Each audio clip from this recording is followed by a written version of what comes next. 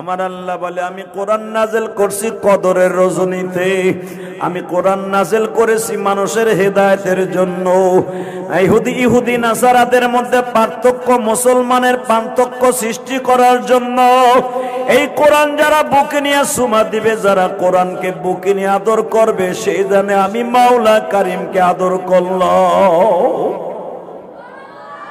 তোমাদের হাতে যারা আজকে কোরআন শরীফ তুলে দিব গো বাবা, ছোট্ট ছোট্ট তালিবুল ইলম গুলা কোরআন শরীফ নিয়ে যখন মুখের মধ্যে চুমা দিবা, যখন ওযু করিয়া সুন্দর করিয়া তুমি রব্বে কারীমের কোরআনকে মুহাব্বতের সাথে আদর করবা, আমার আল্লাহ বলে ফেরেশতারা রে দেখ, আমার ফেরেশতারা দেখ,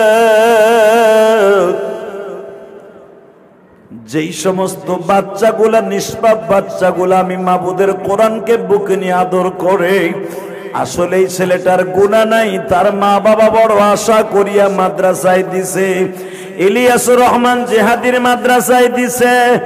আর ওই বাচ্চাটা কোরআন শরীফ কত সুন্দর আদর করে, ওই বাচ্চার উপরে শরীয়ত কোন রকম ফরজ নয়, ওই বাচ্চাটা কারণ বালেগ হওয়ার আগ পর্যন্ত কোন ছেলে মেয়ের পরে শরীয়ত ফরজ হয় না। বাবা তোমরা যারা আজকে কোরআন শরীফ নিবা, আমি দেখতেছি একজনের পরে শরীয়ত ফরজ হয় নাই।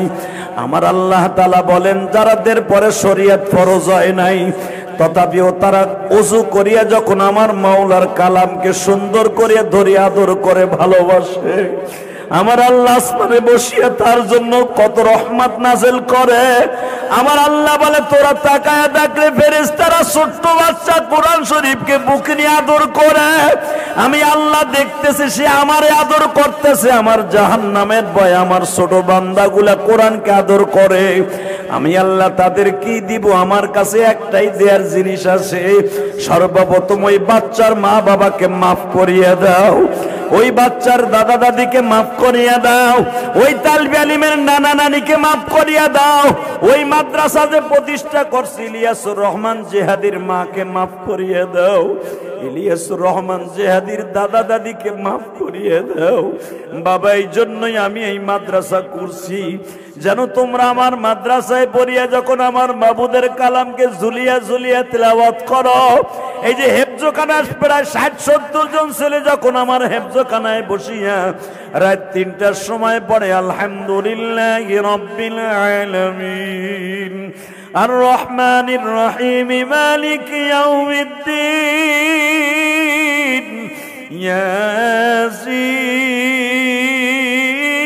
ইয়াসিন ওয়াল কুরআনিল হাকীম ইন্নাকা লামিনাল মুরসালিন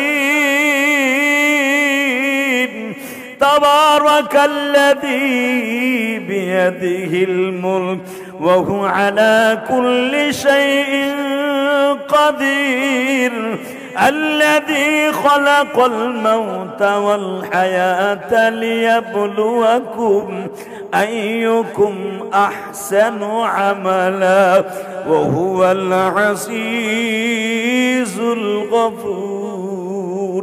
আমি 2 দিন আগে দেখি একটা ছেলে মধুর কণ্ঠের সুরে তেলাওয়াত করতেছে আর রহমান علم القرآن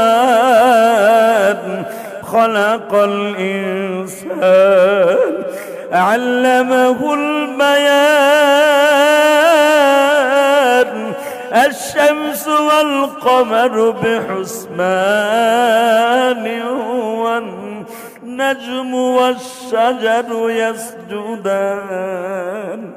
ছোট্ট বাচ্চার মুখে কোরআন তেলাওয়াত শুনি আমি অফিসে বসে অনেক ভালো লেগেছে। আমার আল্লাহ বলে কোন ছোট্ট বাচ্চা নাবালেগ বাচ্চা যখন ঝুলিয়া ঝুলিয়া কোরআন তেলাওয়াত করে, আমার আল্লাহর কলিজায় ইশকের আগুন লাগিয়া যায়, আল্লাহ রহমতের দরিয়ায় বাজান আগুন লাগিয়া যায়। আল্লাহ বলে সে আমার কালাম করে না, আমি আল্লাহর সাথে কথা বলে। যখন বান্দা আমি মাওলার সাথে কথা বলে আমি আর সহ্য করতে পারি না, আমি আল্লাহর মন চাই ওই ছোট্ট বাচ্চাটারে আমার বুকের মধ্যে নিয়ে 2টা চাপ দেই। এই জন্য আবু মুসা আশারী রাদিয়াল্লাহু তাআলা আনহু থেকে হাদিস কাটা বর্ণিত। আবু মুসা আশারীর কণ্ঠ ছিল হাদিস আসছে বুখারীতে, তিলাওয়াতুল কালামের মধ্যে বাবা কোরআনের ফজিলাতের মধ্যে লম্বা চৌড়া কান হাদিস আছে। আবু মুসা আশআরী বলেন রাসূলের যুগে অনেক সাহাবী ছিল মিষ্টি ভাষায় মিষ্টি সুরে কোরআন তেলাওয়াত করত। তার মধ্যে বারা ইবনে আসিব রাদিয়াল্লাহু তাআলা আনহু, বারা ইবনে আযিম রাদিয়াল্লাহু তাআলা আনহুর নাম তোমরা বুখারীতে শুনছো, যারা বড় ছাত্র আছে উলামা একরাম আছেন তারা তো শুনছেন। এইবার আপনি আসিম রাদিয়াল্লাহু তাআলা আনহু, আমার আল্লাহ তার কণ্ঠে এত মধু দিয়েছিলেন যখন কোরআন তেলাওয়াত করতেন। আব্দুল্লাহ জুলবাজাইন যখন কোরআন তেলাওয়াত করতেন, আবু মুসা আশআরী রাদিয়াল্লাহু তাআলা আনহু যখন কোরআন তেলাওয়াত করতেন, হযরত হারিস রাদিয়াল্লাহু তাআলা যখন কোরআন তেলাওয়াত করতেন, আবু উবাদা যখন কোরআন তেলাওয়াত করতেন, এখানে শেষটা বাজান রে। আলকামা রাদিয়াল্লাহু তাআলা আনহু যখন কোরআন তেলাওয়াত করতেন, আমার মনে হইতো আমার বিশ্বনবী হাদিসে বর্ণনা করেন, আমার মন বলে ওই সাহাবীর সাথে আমার আল্লাহর সামনে কোনো পর্দা থাকে না। আল্লাহর নবী বলেছেন যেখানে কোরআন তেলাওয়াত হয়, যেই জমিনে বসে কোরআন তেলাওয়াত হয়, যেই জমিনে বসে কোরআন তেলাওয়াত হয়, যেই জমিনে বসে কোরআন তেলাওয়াত হয়, আমার আল্লাহ বলতেছেন দুনিয়ার মানুষরা যেখানে কোরআন তেলাওয়াত হয় ওই কোরআন তেলাওয়াতের জায়গায় বসে আমার আল্লাহ মিষ্টি সুরে বলতে থাকে, কত আর আওয়াজ দিবি বান্দা জমিনে। আরে এই কবিতার ভাষায় বলে, কত আওয়াজ দিবি বান্দা মিষ্টি সুরে জমিনে, আসমান জমিন লৌহ কলম তোর লাগিয়ে, এই আল্লাহু আকবার জোরে বলতে পারে না? যত্ন করে দিলাম কোরআন জমিনে। আরে একজন আলেমকে, একজনের আলেমের গায়ে হাত দেয়া মানে সারা বাংলাদেশের তথাকথিত সারা বিশ্বের আলেমদের গায়ে হাত দেয়া। শুধু আধ্যাত্মিক রাহবার ফয়জুল করিম দামাত বারকাতুল আলিয়ার গায়ে হাত দেয় নাই, আমি মনে করি গোটা পৃথিবীর আলেমদের গায়ে হাত দিয়েছে ওই জালিম। কথা ঠিক না বেঠিক? যেই জালিম নাইবে নবীর গায়ে হাত দিতে পারে, যেমনি আবু জেহেল আমার নবীর গায়ে হাত দিয়েছিল, এই বদবক কমিনা আর বিভিন্ন গ্রন্থে পাওয়া যায়, বিভিন্ন ইতিহাসে পাওয়া যায়, তারাই আলেমদের গায়ে হাত দেয় যাদের জন্মের মধ্যে ভেজাল আছে। কথা ঠিক না বেটি? যারা মা বাবার বৈধ সন্তান, এরা কোনোদিন আলেমদের সাথে বেয়াদবি করতে পারে না। আল্লাহ একজন আলেম এত সহজ ব্যাপার নয় বাবাজি, মনে রাখবা তোমরা সহজেই যে এত কষ্ট করে গরমের ভিতরে তোমরা হেফজখানায় লেখাপড়া করো, মৌলানা খানায় লেখাপড়া করো, সেই নুরানি খানা থেকে তোমরা আলিফ বা তা আসা, আমার মাবুদের কোরআনের পিছনে 16-17টা বছর, কোন কোন উলামা একরামের প্রায় 18-19-20 বছরও লেগে যায় যদি তাখাসসুল ফিকহ, মুফতি, মুহাদ্দিস, বড় বড় সময় দার্শনিক হতে হয়, উচ্চ ডিগ্রি অর্জন করার জন্য বাংলাদেশের বাইরে যেতে হয়, মিশর, তারপরে Azerbaijan, Iran, Iraq, Iran, Malaysia, সেই জামিয়াতুল আজহারিতে যদি যাওয়া লাগে তোমরা জানো আরো সময় বেশি লেগে যায়। একজন আলেম নায়েবে নবী এত কষ্ট করে কোরআন হাদিসের পিছনে মেহনত করে যেই রব্বে কারিমের সান্নিধ্য লাভ করে, যেই রব্বে কারিমের কাছে শুকরিয়া আদায় করে, সারাটা জীবন 17-18 বছর কোরআনের পিছনেই নষ্ট করে, কোনো পাশ্চাত্যের পিছনে, কোনো ইংরেজের পিছনে, কোনো ভৌগোলিক, কোনো নাস্তিকদের পাশ্চাত্যের শিক্ষা অর্জন করে তারা সময় ব্যয় করে না। যারা উলামা একরাম এত কষ্ট করে লেখাপড়া করে কোরআন হাদিসকে নিয়েই, সে আল্লাহর পবিত্র কালাম, যে পারাক কালামের জন্য আল্লাহ পৃথিবী বানিয়েছে, একজন আলেম এত কষ্ট করে আলেম হয়, তার গায়ে কোনো মা বাবার বৈধ সন্তান কোনোদিন একজন আলেমের গায়ে হাত দিতে পারে না। ঠোঁটো মোরো বিচারের অপেক্ষায় রইলাম। হাসিনা সরকার তার বিচার করুক বা না করুক, হাসিনার যিনি সরকার, খালেদা জিয়ার যিনি সরকার, যে কোনো দলের যিনি সরকার, ওই সরকারের কাছে বিচারের অপেক্ষায় রইল। কথা ঠিক না বেঠিক? অতএব আজিজ দলে বললাম, ভাইরা তোমরা যারা এখানে বসে আছো, আমি সকলের জন্য দোয়া করি আল্লাহ সুবহানাহু ওয়া তাআলা যেন তোমাদের সবাইকে বাংলাদেশে বরাবর শাইখুল ইসলামের মতো, সরমনে আল্লাহর কুতুবের মতো, ফজলুল করিমের মতো এবং জুনায়েদ বাবু নাগরীর মতো বড় বড় মানুষীদের কাতারে তোমাদের নামটা আল্লাহ লিখে দেয়। সবাই বললো আমিন।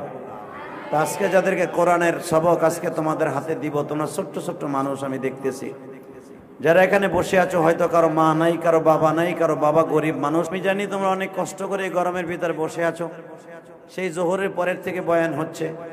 শুধু আমি তোমাদের জন্য দোয়া করি আল্লাহ যেন তোমাদেরকে এই জামানার বড় বড় মুজাদ্দিদের খাতায় নাম তুলে দাও। সকল জোরে সরে বলো আমিন। দুনিয়ায় কোনোদিন বড় হতে গেলে দুনিয়ায় কষ্ট করতে হয়, কথা ঠিক না বেঠিক?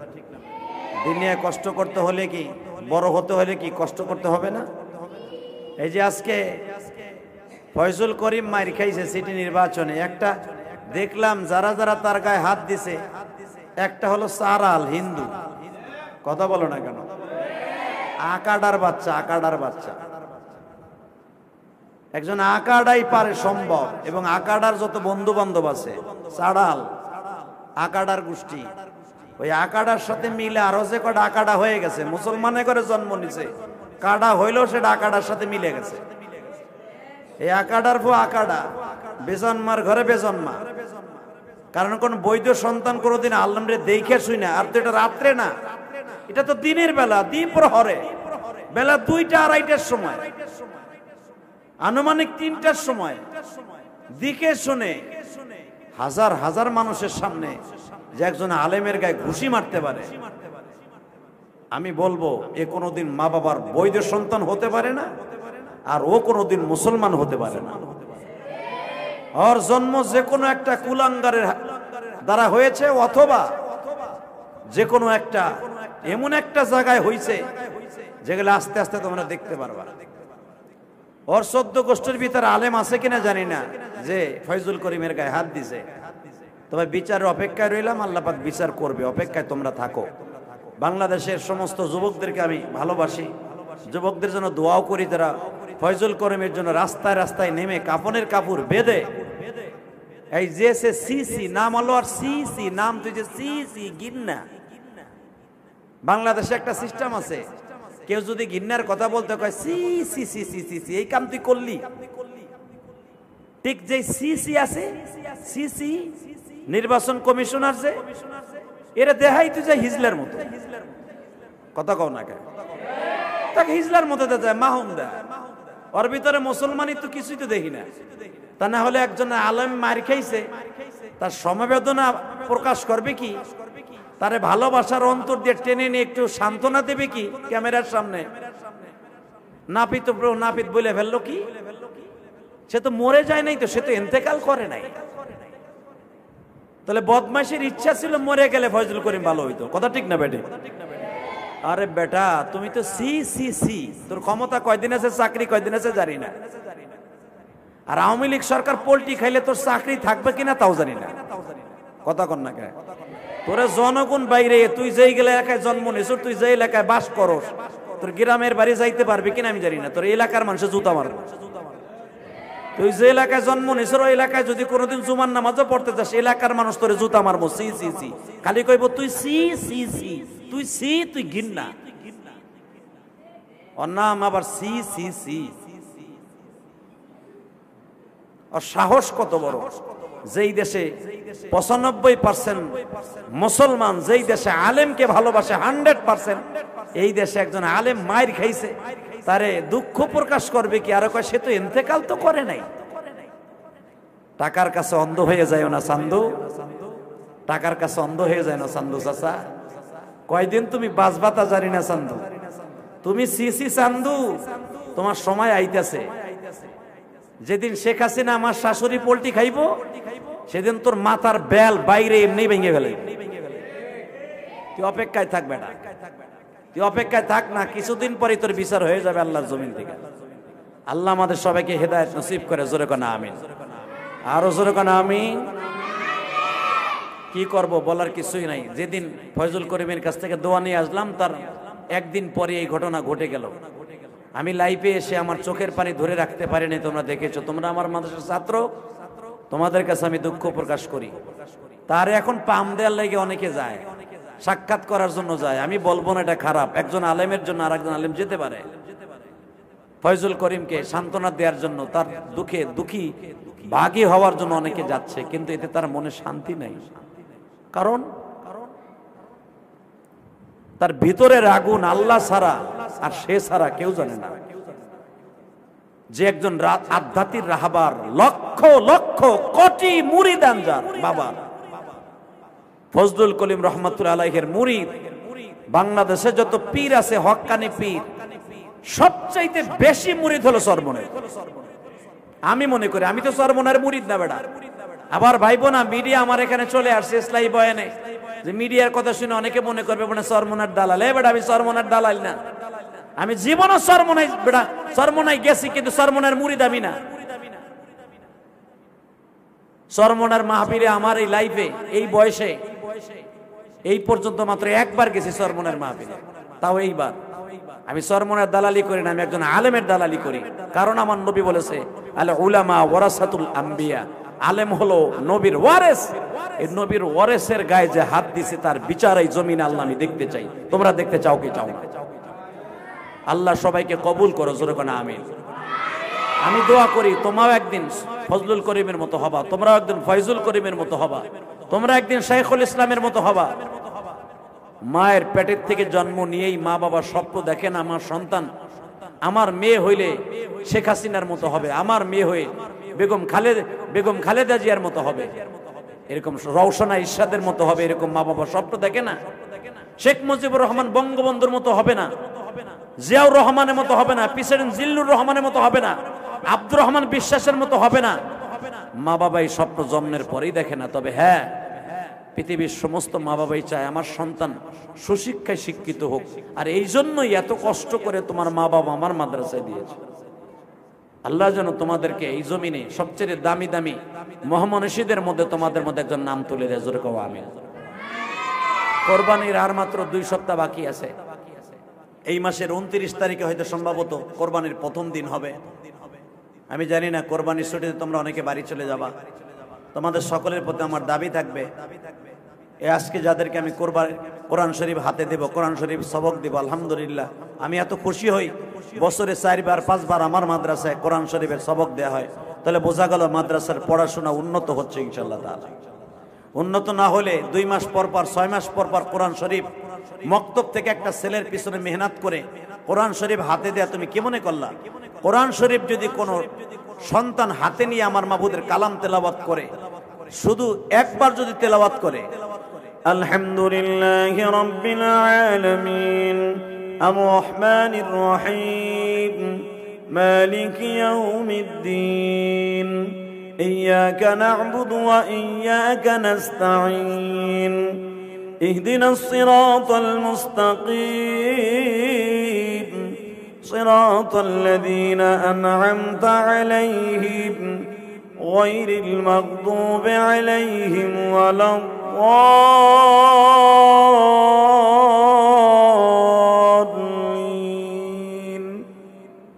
সকলে বলো আমিন। যদি কোনো সন্তান একবার তেলাওয়াত করে আলিফ লাম মিম যালিকাল কিতাবু লা রাইবা ফীহি হুদাল লিল মুত্তাকিন,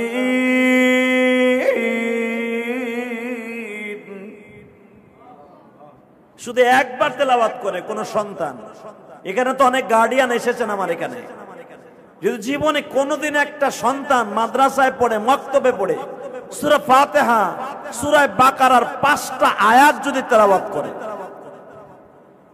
ওই সন্তানের কোনো সওয়াবের দরকার নেই গো বাবা। তোমরা যেই সাইজে আজকে কোরআন শরীফ নেবা, তোমাদের বয়স 12 কি 13, কারো কারো বয়স আমি দেখতেছি 12-13 রূপের উপরে নয়।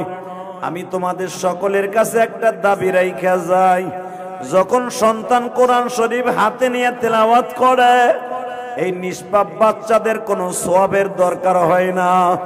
আমার রব্বে কারিম বলতে থাকে ফেরেশতারা রে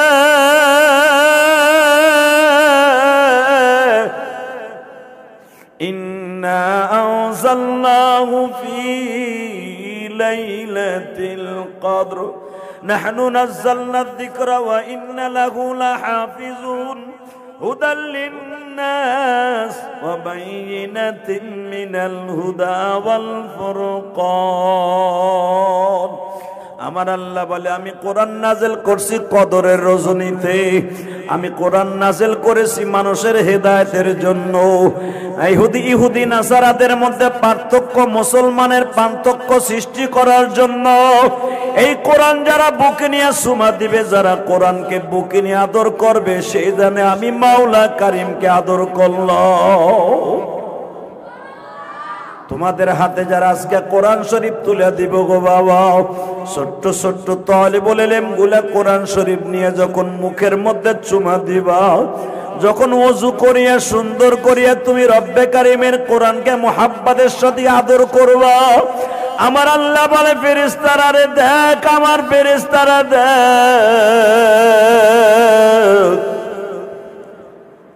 যেই সমস্ত বাচ্চাগুলা নিষ্পাপ বাচ্চাগুলা আমি মাবুদের কোরআনকে বুকে নিয়ে আদর করে, আসলে এই ছেলেটার গুনাহ নাই, তার মা বাবা বড় আশা করিয়া মাদ্রাসায় দিছে, ইলিয়াসুর রহমান জিহাদির মাদ্রাসায় দিছে। আর ওই বাচ্চাটা কোরআন শরীফ কত সুন্দর আদর করে, ওই বাচ্চার উপরে শরীয়ত কোন রকম ফরজ নয়। ওই বাচ্চাটা কারণ বালেগ হওয়ার আগ পর্যন্ত কোন ছেলে মেয়ের পরে শরীয়ত ফরজ হয় না। বাবা তোমরা যারা আজকে কোরআন শরীফ নিবা, আমি দেখতেছি একজনের পরে শরীয়ত ফরজ হয় নাই। আমার আল্লাহ তাআলা বলেন যারাদের পরে শরীয়ত ফরজ হয় নাই, তথাপিও তারা ওযু করিয়া যখন আমার মাওলার কালামকে সুন্দর করিয়া ধরে আদর করে ভালোবাসে, আমার আল্লাহ আসমানে বসিয়া তার জন্য কত রহমত নাযিল করে। আমার আল্লাহ বলে তোরা তাকায়া দেখলে ফেরেশতারা ছোট্ট বাচ্চা কোরআন শরীফকে বুকে নিয়ে আদর করে, আমি আল্লাহ দেখতেছি সে আমারে আদর করতেছে। আমার জাহান্নামের ভয় আমার ছোট বান্দাগুলা কোরআনকে আদর করে, আমি আল্লাহ তাদের কি দিব? আমার কাছে একটাই দেয়ার জিনিস আছে। সর্বপ্রথম ওই বাচ্চার মা বাবাকে মাফ করিয়ে দাও, ওই বাচ্চার দাদা দাদিকে মাফ করিয়া দাও, ওই তালবে আলিমের নানা নানিকে মাফ করিয়া দাও, ওই মাদ্রাসা যে প্রতিষ্ঠা করছে ইলিয়াসুর রহমান জিহাদির মাকে মাফ করিয়ে দাও, ইলিয়াসুর রহমান জিহাদির দাদা দাদিকে মাফ করিয়ে দাও। বাবা এই জন্যই আমি এই মাদ্রাসা করছি, যেন তোমরা আমার মাদ্রাসায় পড়িয়া যখন আমার মাবুদের কালামকে ঝুলিয়া ঝুলিয়া তিলাওয়াত করো, এই যে হেফজখানায় প্রায় ৬০-৭০ জন ছেলে যখন আমার হেফজখানায় বসিয়া রাত ৩টার সময় পড়ে আলহামদুলিল্লাহি রাব্বিল আলামিন আর রহমানির রহিম মালিকি ইয়াউমিদ্দিন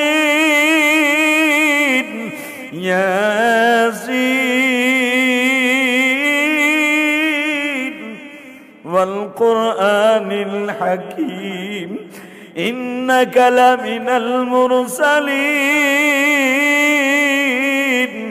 তাবারাকাল্লাযী বিয়াদিহিল মুলক ওয়া হুয়া আলা কুল্লি শাইইন কাদির الذي خلق الموت والحياة ليبلوكم أيكم أحسن عملا وهو العزيز الغفور।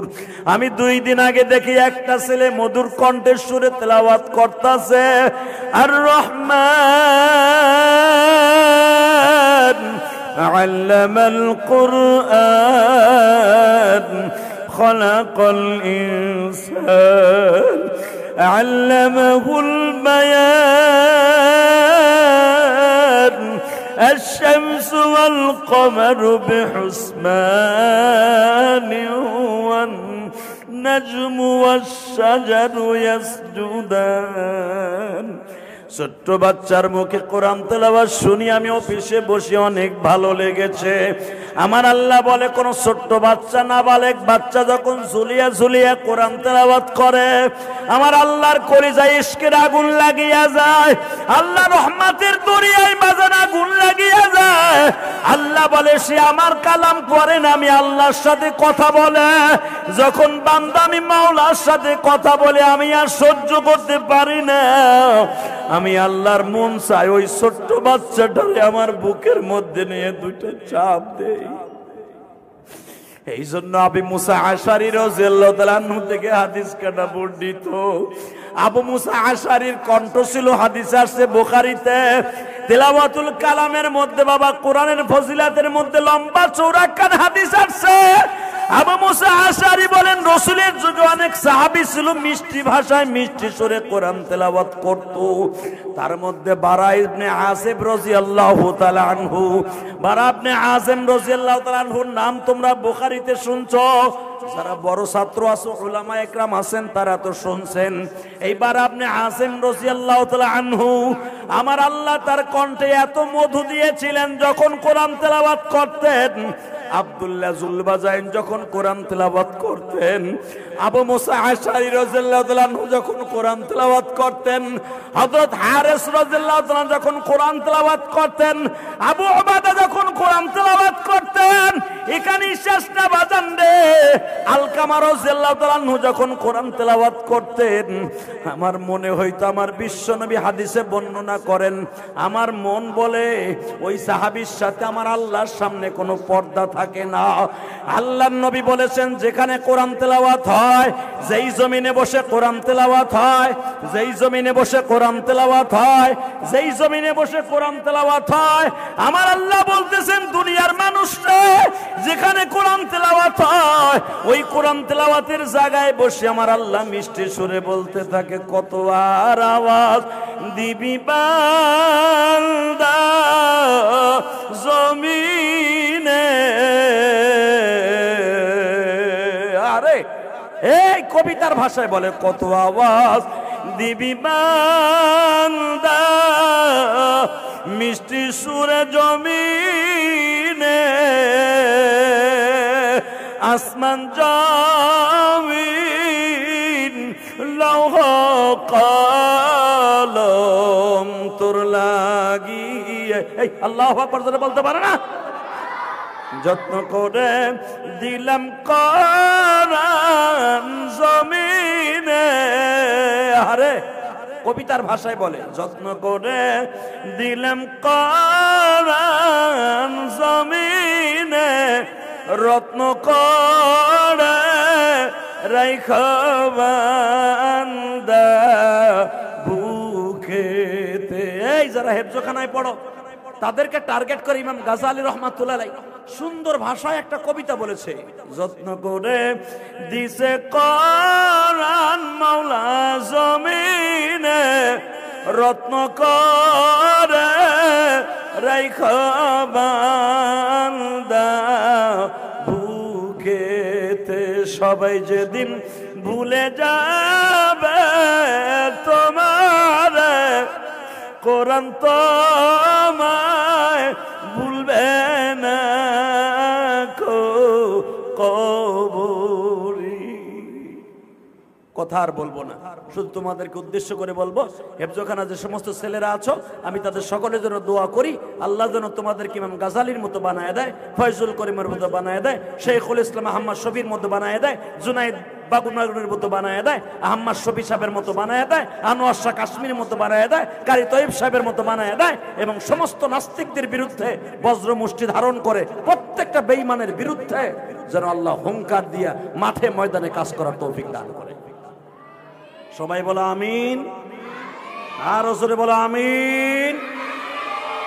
তাহলে তোমরা এখন ইসলামী মাজলিসে বসে বসলো, যারা ফয়জুল করিমের গায়ে হাত দিয়েছে প্রত্যেকটা নাস্তিকের চেহারা মাননীয় প্রধানমন্ত্রীর কাছে বলবো জাতির সামনে আপনি তুলে ধরেন, তা না হলে আজ হোক কাল হোক টুডু টুমুরু এই বাংলার মুসলমান আপনার কাছ থেকে কেমনে ওই চেহারাগুলো আদায় করতে হয় এটা আদায় করে নেবে। কথা ঠিক না বেটে? আপনার পুলিশ বাহিনী খুঁজা বাইর করতে না পারলেও এটা সোশ্যাল মিডিয়ার যুগ, এই প্রত্যেকটা বেজন্মাকে তালাশ করে বাইর করা যাবে। কথা ঠিক না বেঠিক? কোন মা বাবার বৈধ সন্তান আলেমের গায়ে হাত দিতে পারে না, রাতের অন্ধকার দিয়েছে তা নয়, দিবালোকে দ্বীপ্রহরে যখন হাত দিয়েছে প্রত্যেকটা বেয়াদবেরকে আমরা চিহ্নিত করে রেখে দিয়েছি। বাংলার সমস্ত প্রশাসন তাদের ক্ষমা করলো, আশেকে রাসূলেরা, চরমনায়ের মুরিদেরা, ফয়জুল করিমের মুহিব্বিনরা একটা বেঈমানকেও ছেড়ে দিবে না, দিবে না, দিবে না, দিবে না। প্রকাশ্যে যদি তওবা না করে, প্রকাশ্যে যদি সরকারের কাছে ক্ষমা না চায়, ফয়জুল করিমের কাছে যদি ক্ষমা না চায়, একটা বেজরমারও ছেড়ে দেওয়া হবে না। কথা ঠিক না বেঠিক? কি তোমরা রাজি আছো না নাই? জোরে বলো, রাজি আছো না নাই? আল্লাহ সারা আজকেই 18 কোটি মুসলমানের অন্তরে কষ্ট পেয়েছি একজন নায়েবে নবীর গায়ে হাত দেওয়ার কারণে। আজকে যে আমার বুকের মধ্যে যন্ত্রণার পাহাড় নিয়ে বসে তোমাদের সামনে কথা বলছি, আজকে যে মুখ দিয়ে আমার যে কথাগুলো বের হচ্ছে কম কষ্টে বের হচ্ছে না, কেন আমি বলি নাই। যারা নবীকে গালি দেয়, আলেমকে গালি দেয়, আলেমের গায়ে হাত দেয়, বিশ্বনবী বলেছে এদের জন্মের মধ্যে কোথাও না কোথাও ভেজাল আছে। অতএব তোমরা সকলেই দোয়া করো এই প্রত্যেকটা বদবাককে যেন আল্লাহ জাতির সামনে তুলে ধরে। সবাই বলে আমিন। আমি এখন কোরআন শরীফের সবক দিব। কোরআন শরীফের সবকের মধ্যে বসে ইনশাআল্লাহ তাআলা তোমরা এদের সাথে তেলাওয়াত করবা। আল্লাহ যেন আমাদের সবাইকে কবুল করেন এবং যে